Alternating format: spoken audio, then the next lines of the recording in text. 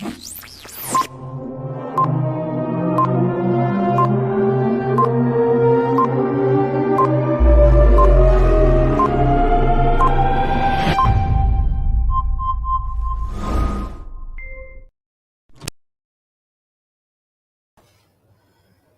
my friends. How are we doing? What an amazing day. Today, we're going to talk about a slightly more morbid topic, but this week it touched me directly. For years, I've been accompanying families generation after generation. Many of them arrived here as a three-generation groups, coming in here with kids and parents and grandparents, and we shared a whole lot of time together. As time goes by, obviously the third generation is starting to leave us and leaving a very large void. The feeling of connection to the land and did not disappear after their death. And already at the beginning of our journey to establish the Sinai connection, we thought and we realized that we must take into account the mission to connect our loved ones to the land even after death. Today we'll talk a bit about burial customs and how you can bring your loved one to Israel, whether physically or in memory. So let's go.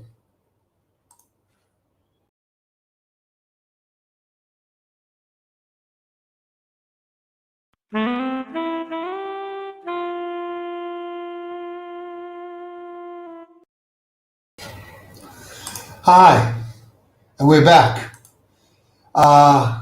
Today, as you know, my name is Ron Sinai. I've been involved in Israel tourism industry for 3 decades. This year, I founded the Sinai Connection, which enables people around the world to invest in Israel, whether it real estate, high-tech, charity, or more. This Sinai Connection Thursday Live will be on dealing with loss and how to keep the memory live forever. So I do want to talk a bit and start with understanding really how Israel, death, and religion works. And I do want to touch this because I want to start with the religion and then talk about death. With the establishment of State of Israel, we've encountered an amazing problem. One of it was, how do we deal with the fact that we always have been a minority and the effects of the majority on us caused a lot of influence and assimilation forces upon the small minority Jews? The decision that was made in Israel was not to divide the state from the religion, but make the religion as an object or a way to maintain the uniqueness of each minority within the country.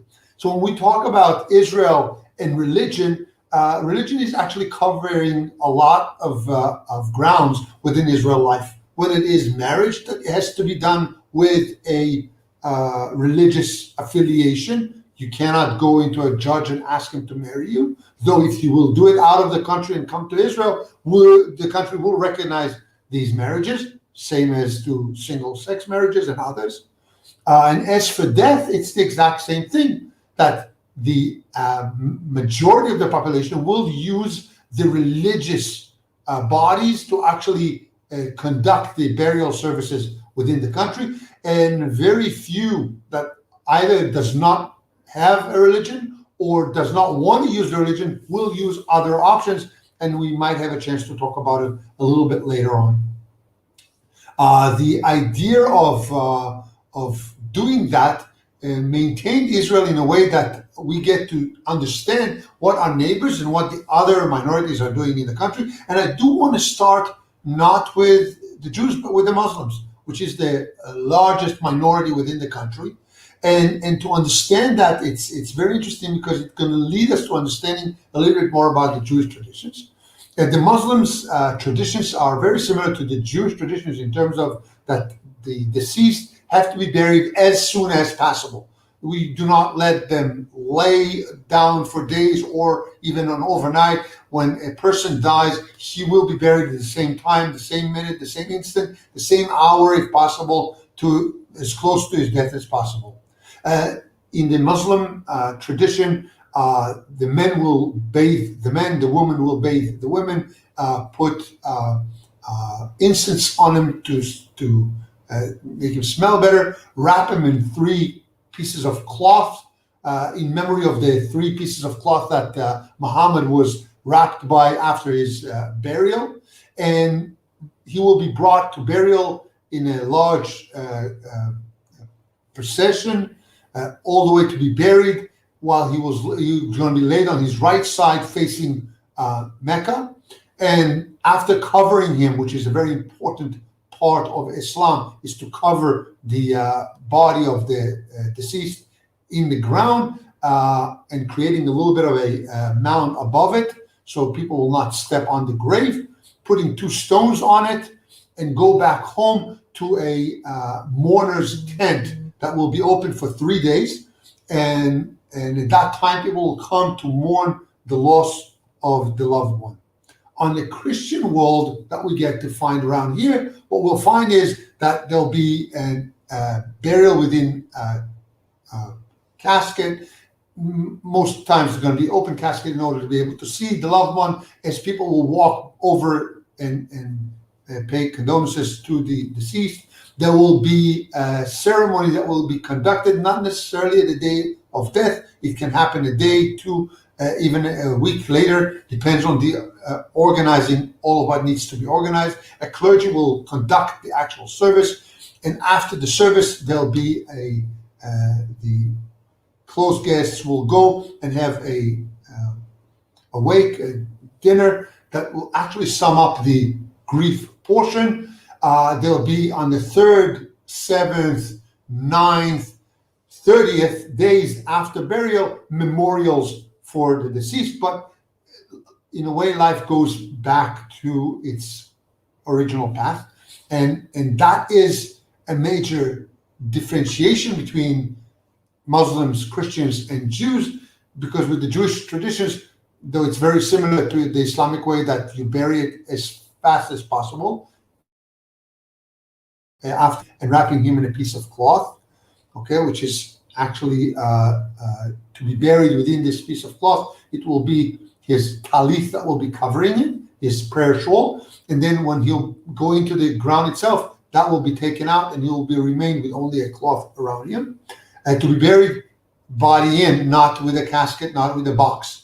As is, though, if you are in the States, you will see that Jewish burials will be done in a box. That has to do with local laws, but more than that, with the Jewish will to bring those deceased loved ones to be buried in Israel. So you'll be able to take the box like they did with Joseph upon bringing him from Egypt back to be buried in Israel, which is buried right next to the city of Shechem, Nablus, up north in the Galilee. So in a way, what we're talking about in the Jewish traditions, after burial, there is a session of burial. He'll be placed on the ground and covered, like in Islam, with dirt, that everybody in the crowd will do it.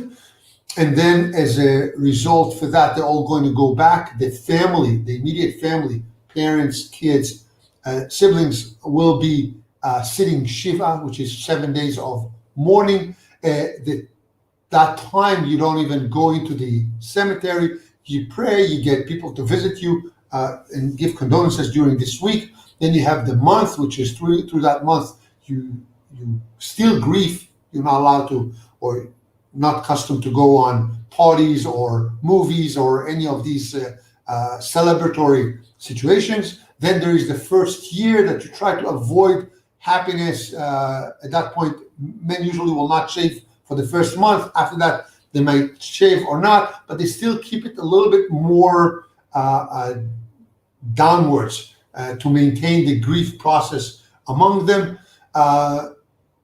And after a year, you have a yearly memorial at the grave itself. This is basically the religious way. Today, there's more and more and more Jews that try to do it a little bit different. I find the mourning period as something phenomenal, yet there's a lot of issues that people raise in modern life in terms of burial issues, because today there's a lack of space. The Israeli religious Hever Kadisha, who buries people, will bury them in stacks, one above the other, in walls. It has to be in the ground, so they're finding ways to do it just to create a situation that these bodies will have a place to be in.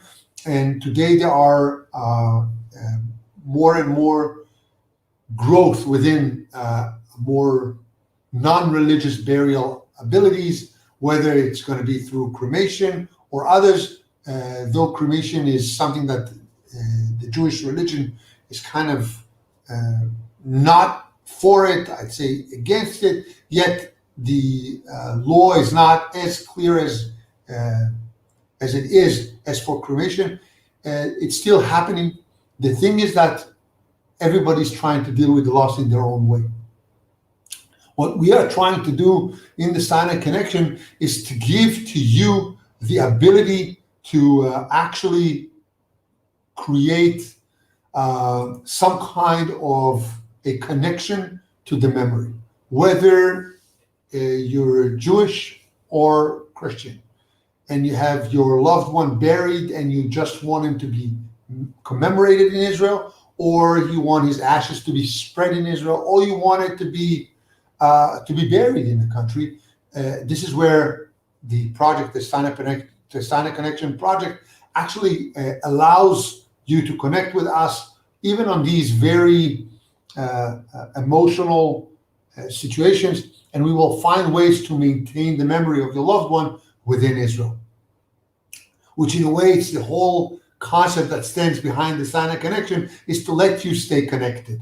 So what I want you all to remember is that no matter how hard the situation is, and I'm now thinking of all the close friends and clients that I've lost through the years, and their vision is in my heart. I know that this Sinai Connection that we've created actually gives us hope to connect them even after death to Israel. And with this positive notion, I do want to conclude by inviting you all to visit our website. It's the place that will give you the ability to stay in touch with the country throughout the year. As I said, now, whether you're alive or dead, even if you can't come here, I would love to connect with you and give you all that this blessed country has to give you. So I want to tell you, see you next time in the next broadcast. And in the meantime, let's stay connected. I love you all. Have a great day. Have a great weekend. See you on Monday.